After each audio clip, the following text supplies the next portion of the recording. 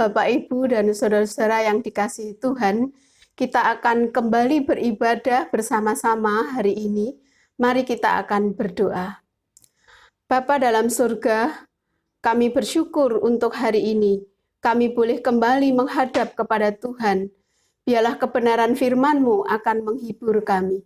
Kami menyambut firman-Mu dengan penuh kerendahan hati. Di dalam nama Tuhan Yesus Kristus. Amin. Bapak, Ibu, dan saudara-saudara sekalian, hari ini kita akan mengambil tema tentang sang waktu di dalam kehidupan orang percaya. Kita akan mengambil sumber firman Tuhan dari Kejadian pasal yang pertama ayat 1 sampai yang kelima, kemudian ayat 16 sampai yang ke-18, didukung oleh 2 Petrus 3 ayat yang ke-8, Mazmur 90 ayat 4 dan 12. Saya akan membacakan dari Kejadian pasal yang pertama ayat 1 sampai yang kelima. Allah menciptakan langit dan bumi serta isinya. Pada mulanya Allah menciptakan langit dan bumi. Bumi belum berbentuk dan kosong, gelap gulita menutupi samudra raya, dan roh Allah melayang-layang di atas permukaan air.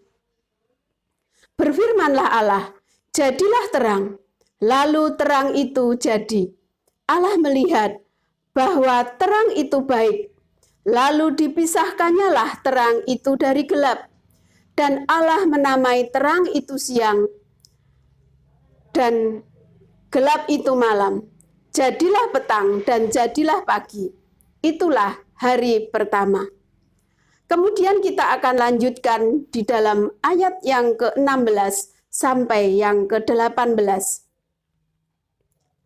Maka Allah menjadikan dua benda penerang yang besar itu, yakni yang lebih besar untuk menguasai siang, dan yang lebih kecil untuk menguasai malam, dan menjadikan juga bintang-bintang.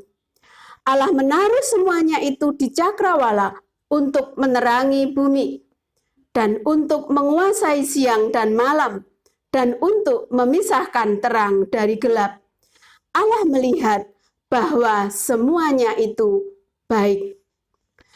Bapak, Ibu, dan mahasiswa yang dikasihi Tuhan, kalau kita berpikir, tidak ada hal yang lebih sering dibahas selain waktu. Di dalam kehidupan kita ini, kita meluangkan waktu, kita menghabiskan waktu, bahkan kita juga orang yang mengejar waktu. Tetapi saudara, kita akan membayangkan jikalau sebuah dunia ilmiah itu berjalan tanpa waktu. Sebuah dunia fiksi itu berjalan tanpa waktu. Sesungguhnya siapakah yang menciptakan waktu? Dan apa yang menjadi makna di dalam kehidupan kita? Bapak, Ibu, dan saudara-saudara mahasiswa yang dikasihi Tuhan, mari kita akan mempelajari yang pertama tentang waktu itu sendiri. Siapakah sang pencipta waktu? Di dalam Kejadian 1 ayat 1 disebutkan pada mulanya. Saudara, pada mulanya itu belumlah merupakan waktu. Belumlah bisa disebut sebagai hari.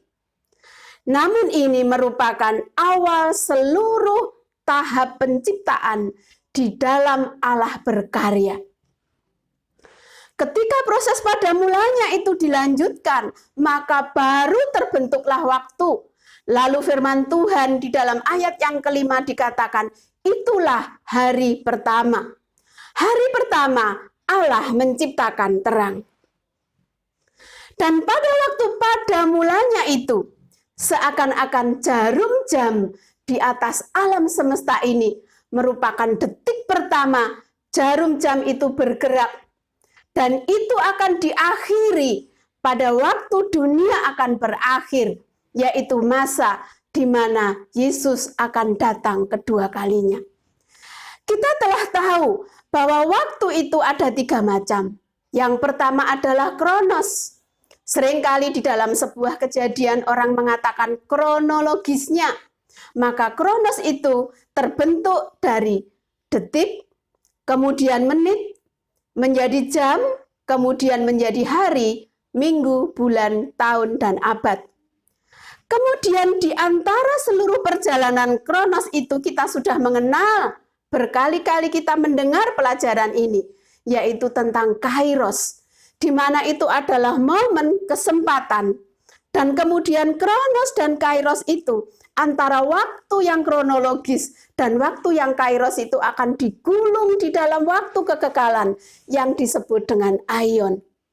Kronos, Kairos, dan aion dimulai dengan pada mulanya. Bapak Ibu yang dikasihi Tuhan, Amsal pasal 8 memberikan dukungan akan kata waktu pada mulanya. Maka Amsal telah menyatakan seluruh iman dan pengakuannya tentang waktu Allah pada mulanya. Dia mengatakan, Tuhanlah yang menciptakan aku sebagai permulaan pekerjaannya, sebagai perbuatan yang pertama-tama dahulu kala. Sudah pada zaman purbakala, aku dibentuk pada mula pertama sebelum bumi ada. Pengarang Amsal, dia mengakui bahwa ada pada mulanya. Segala sesuatu sebelum diciptakan ada. Dia beriman bahwa Allah telah memilih dia sejak pada mulanya. Bahwa dia akan menjadi orang-orang pilihan Allah. Bagaimana Allah membentuk waktu dengan firman-Nya? Di dalam Yohanes 1 dikatakan pada mulanya adalah firman. Firman itu bersama-sama dengan Allah dan firman itu adalah Allah sendiri. Di dalam ayat 14 dikatakan bahwa firman itu telah menjelma menjadi daging, yaitu di dalam pribadi Sang Putranya yang tunggal, yaitu Yesus Kristus. Waktu itu diciptakan dari Sang Firman itu sendiri. Di dalam hari pertama, Allah menciptakan terang. Tetapi saudara, kita tahu bahwa waktu itu merupakan sebuah creatio ex nihilo. Bahwa waktu itu merupakan satu bagian yang dulunya tidak ada. Kita tidak akan bisa berpikir, membayangkan dengan rasio kita. Bahwa waktu itu dulunya tidak ada sebelum adanya pada mulanya. Tetapi dari ex nihilo itu, sesuatu yang tidak ada itu menjadi ada. Artinya bahwa hanya dengan Sang Sabda, waktu itu akan diciptakan oleh Allah, oleh kuasa firman-Nya. Apa yang membedakan menciptakan dan membuat? Kalau manusia membuat, pasti ada bahannya. Orang membuat kursi, maka kursi itu terbuat dari kayu dan busa dan kain. Tetapi kalau Allah dari ex nihilo, betul-betul dari sesuatu yang tidak ada menjadi ada. Di dalam bahasa Ibrani, itu disebut dengan kata bara, yang artinya tindakan ilahi, dan hasilnya adalah sesuatu yang benar-benar baru. Baru secara ajaib dan indah. Itulah bara. Maka manusia tidak akan pernah memakai satu kata kerja bara. Karena bara adalah hanya tindakan Sang Ilahi untuk menciptakan seluruh alam semesta, seluruh keberadaan ini menjadi dari yang tidak ada menjadi ada. Bapak, Ibu, dan mahasiswa yang dikasihi Tuhan, kita akan bisa melihat bagaimana sistematika Allah di dalam menyatakan berkarya untuk menciptakan waktu itu. Kita melihat 6 hari ketika Allah menyatakan ciptaannya. Pernahkah kita berpikir bahwa sesungguhnya hari pertama, hari kedua, dan ketiga merupakan sebuah latar atau halaman atau awal pemula di dalam Allah merangkai bahwa hari pertama itu akan dirangkai di dalam kelanjutan karyanya di dalam hari yang keempat. Hari yang kedua itu akan dilanjutkan rangkaian karyanya di hari yang kelima. Hari yang ketiga merupakan rangkaian karyanya di hari yang keenam. Kita akan melihat slide ini. Hari pertama Allah menciptakan terang. Saya akan membacakan ayat 5. Dan Allah menamai terang itu siang dan gelap itu malam. Jadilah petang dan jadilah pagi. Itulah hari pertama. Di dalam ayat 5 dikatakan hari pertama Allah menciptakan terang. Lalu bagaimana perlengkapan dari terang antara terang dan gelap itu? Maka Allah menyediakan benda-benda penerang yang diciptakan di dalam hari yang keempat. Kita akan melihat bersama-sama di dalam ayat yang ke-14. Saya akan membacakan. Berfirmanlah Allah, jadilah benda-benda penerang pada cakrawala untuk memisahkan siang dari malam. Biarlah benda-benda penerang itu menjadi tanda yang menunjukkan masa-masa yang tetap dan hari-hari dan tahun-tahun. Dan sebagai penerang pada cakrawala, biarlah benda-benda itu menerangi bumi. Dan jadilah demikian. Ayat 16. Maka Allah menjadikan kedua benda penerang yang besar itu, yakni yang lebih besar, untuk menguasai siang, dan yang lebih kecil untuk menguasai malam, dan menjadikan juga bintang-bintang. Allah menaruh semuanya itu di cakrawala untuk menerangi bumi dan untuk menguasai siang dan malam dan untuk memisahkan terang dari gelap. Allah melihat bahwa semuanya itu baik. Jadilah petang dan jadilah pagi, itulah hari keempat. Bapak Ibu yang dikasihi Tuhan, ketika kita melewati hari-hari, waktu, jam, tahun, minggu, dan abad, ternyata semua di dalam satu sistematika Allah yang luar biasa.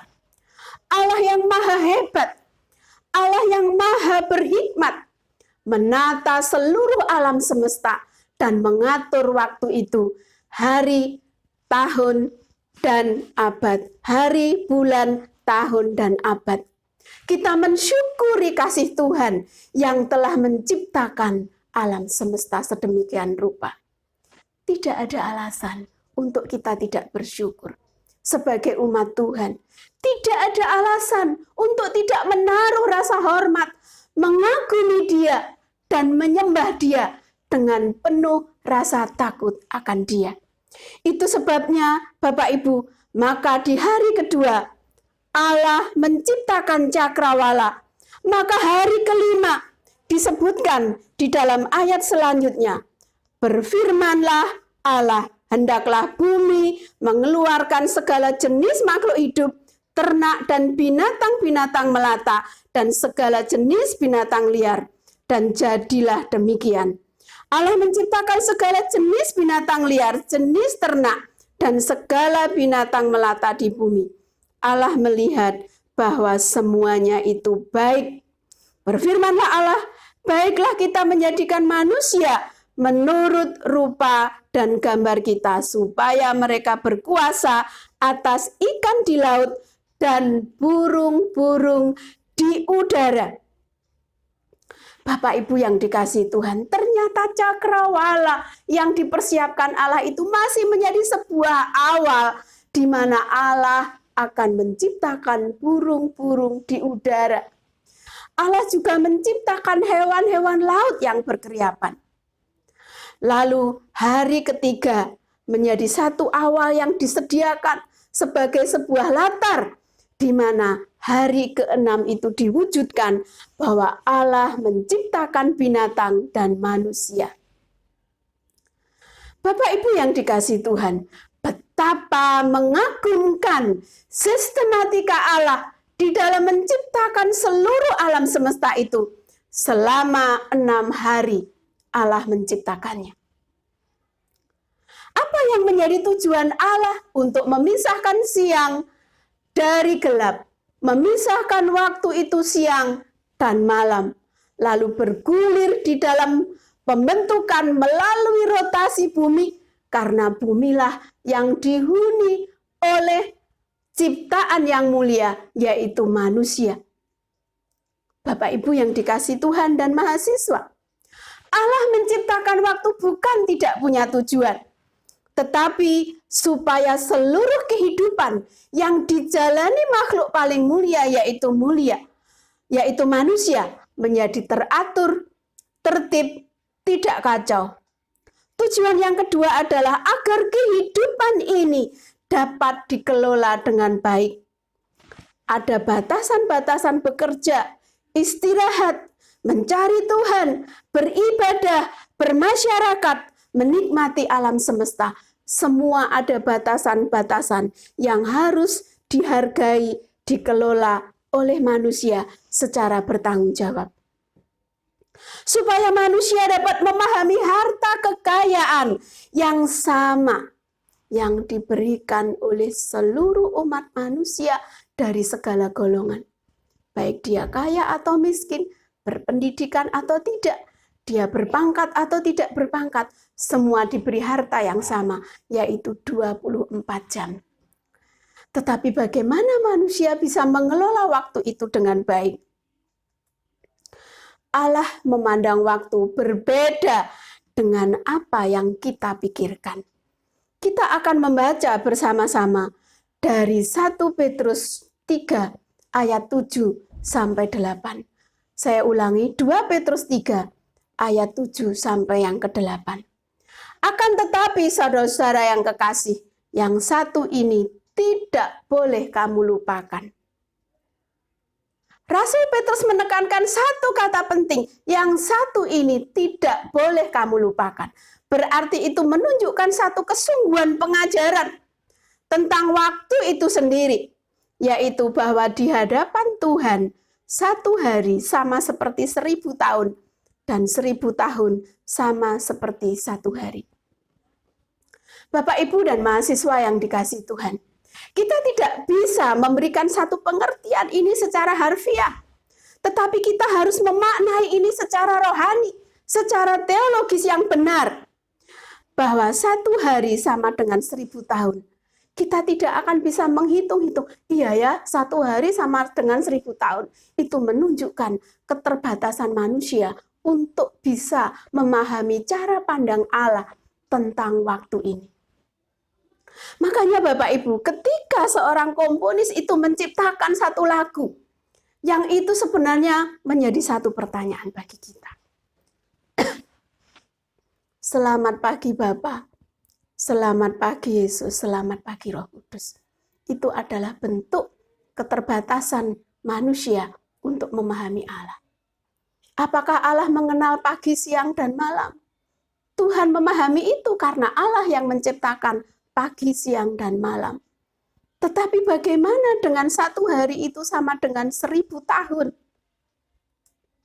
Ada beberapa makna penting dikatakan. Kenapa Rasul Petrus mengatakan bahwa satu hal ini kamu harus ingat.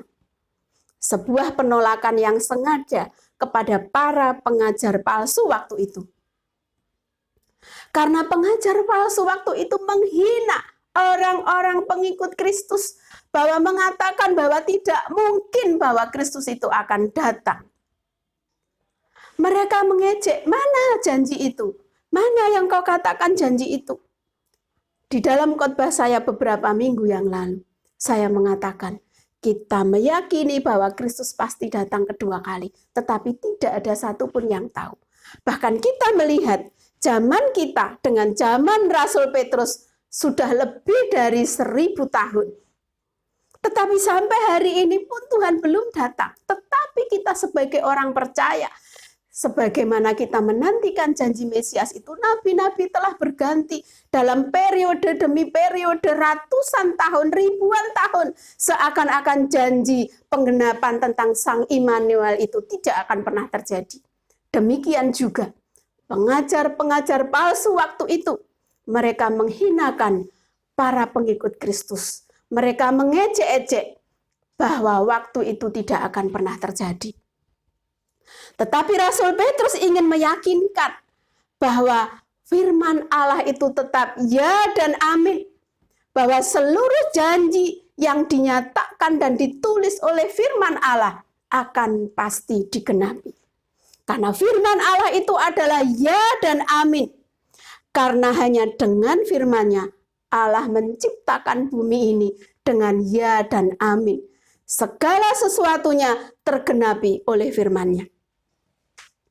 Pelajaran yang kedua, 1 hari sama dengan 1000 tahun, artinya bahwa Allah berdaulat atas waktu. Waktu yang tidak terjangkau dengan akal pikiran manusia. Karena tidak ada seorang pun yang berusia 1000 tahun. Kita tahu bahwa manusia itu hanya memiliki usia ratusan tahun. Dan kita tahu orang perjanjian lama yang tertua adalah Metusalah, hanya memiliki usia 600 tahun.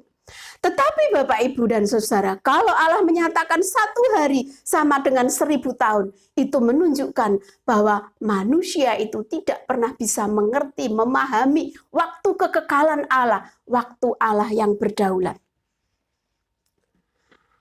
Pengertian yang lain adalah perjanjiannya tidak akan dapat ditolak dan tidak akan bisa dibatalkan. Allah berhak memberkati. Allah berhak menyatakan hukuman, dan Allah berhak mengampuni. Allah berhak memberi pertolongan atau menunda waktu untuk menolong manusia di dalam waktu aion, waktu kairos, maupun waktu yang Tuhan telah sediakan di dalam kronos yang kita lalui.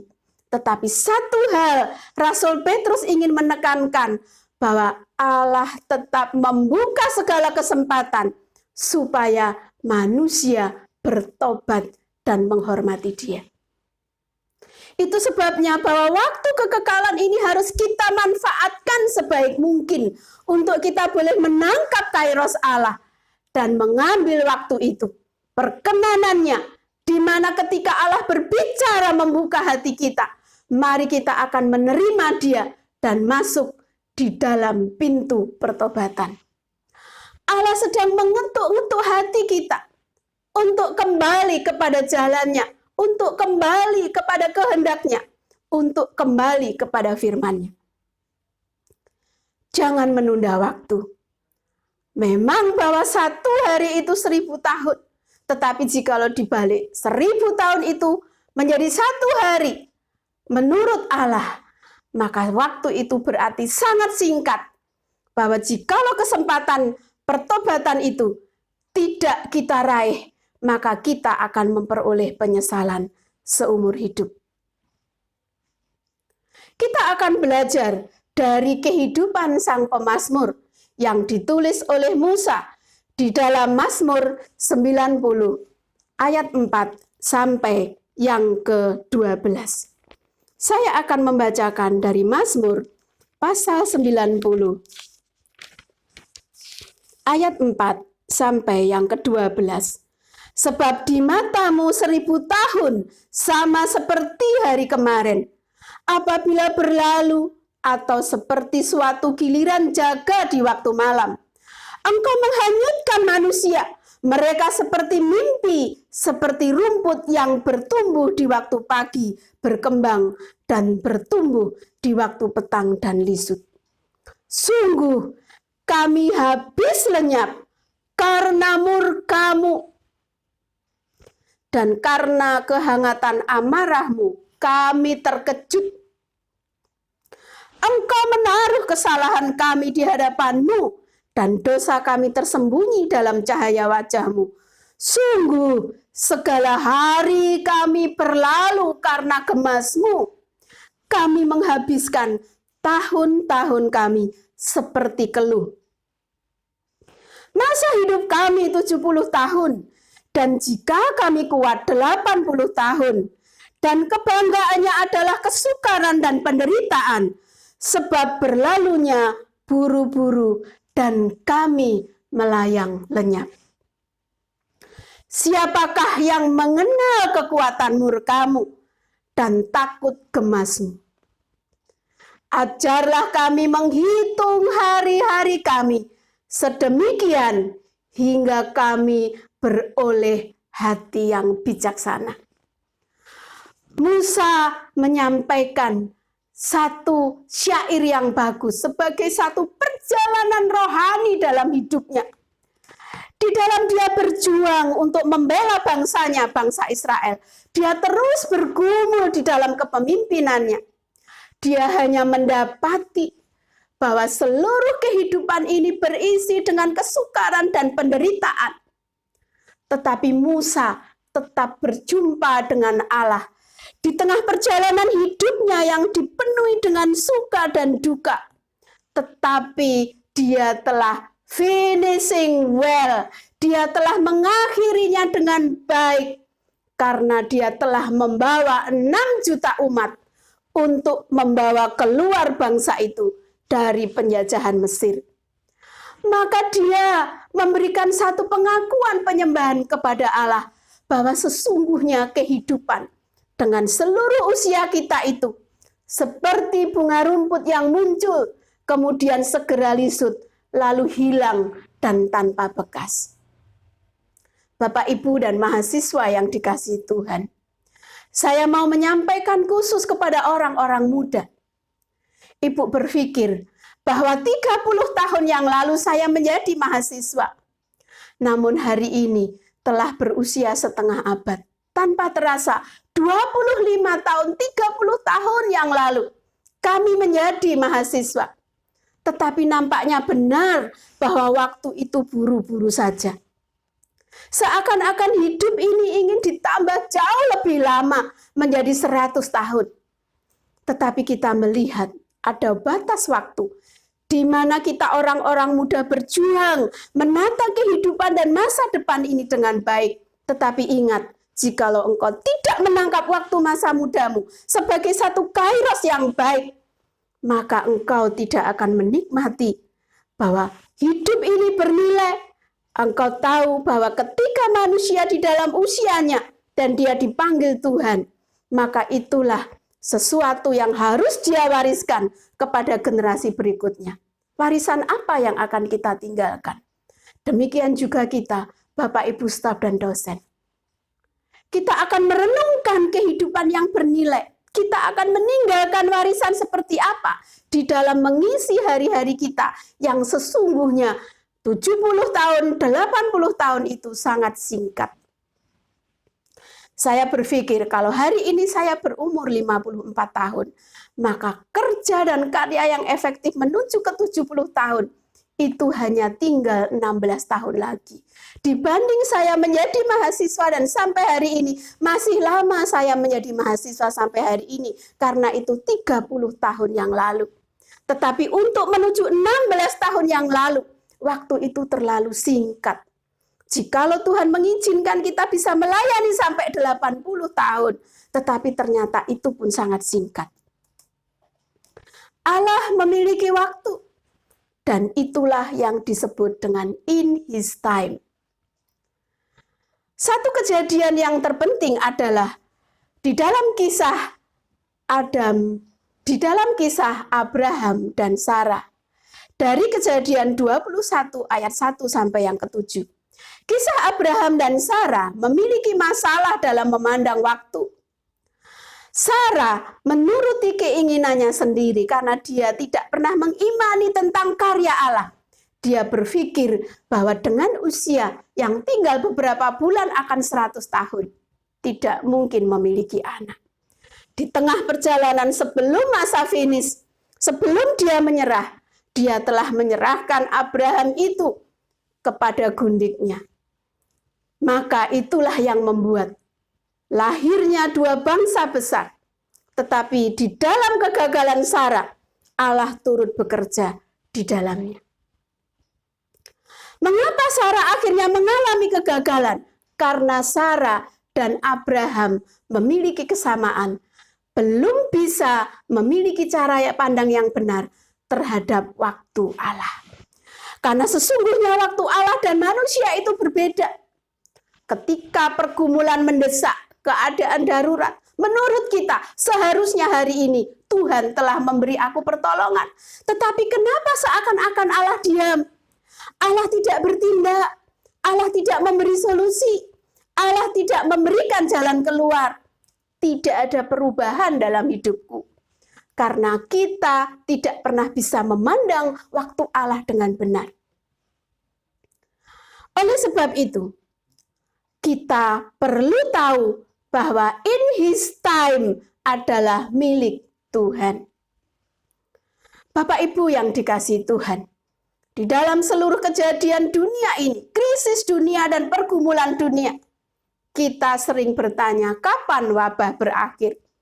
Kapan pergumulan ini berakhir? Telah berkali-kali, mungkin sudah ratusan ribuan hamba Tuhan yang menyampaikan bahwa Allah berdaulat atas waktu. Pandemi adalah milik Tuhan. Wabah ini milik Tuhan. Yang terpenting bagi kita adalah menyembah Dia, mendekatkan diri kepadanya, hidup dalam perubahan karakter, perubahan sikap, dan terus bertumbuh di dalam kekudusan akan Dia, menjalani kehendak-Nya dan menyenangkan hatinya. Maka Bapak Ibu, apa yang menjadi bagian kita, kita kerjakan dengan kesungguhan supaya waktu hidup kita bernilai. Oleh sebab itu Bapak Ibu, ada orang-orang yang sedang memikirkan tentang kata mumpung. Di tengah pandemi ini, kata mumpung sangat penting. Tetapi orang-orang percaya harus mengartikan kata mumpung itu bukan satu konotasi yang negatif. Konotasi yang negatif itu kita serahkan kepada Allah untuk diubah menjadi sebuah konotasi yang positif. Dalam menghargai waktu, supaya waktu kita bernilai. Mumpung aku masih kuat, aku harus berkarya. Mumpung aku masih muda, aku harus bekerja keras.